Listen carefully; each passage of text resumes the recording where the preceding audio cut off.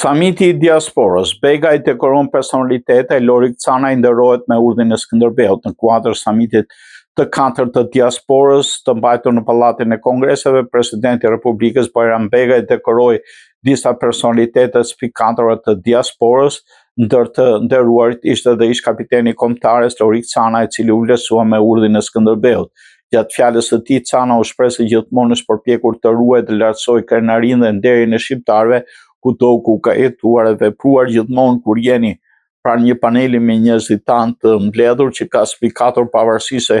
keni luajtur në stadium e plot, mbetet një ndjesi e veçantë. Më e veçantë është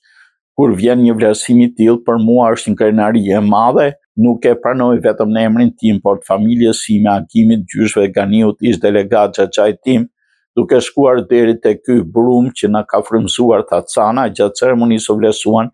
dhe personalitetet të tjera diasporës shqiptare, mes tyre Gentja Antoshkës, i dekoruar si kalorës e Urdhit Suprem Shqiponjës, Clarita Gërxhani, Shqiponja Telhaj, dekoruar si kalorës të Urdhit të Lisit në Gardën Akademik, dhe Markus Schumann dhe Andrej Limberg, cilët u nderuan me urdhrin e oficerit Skënderbeut.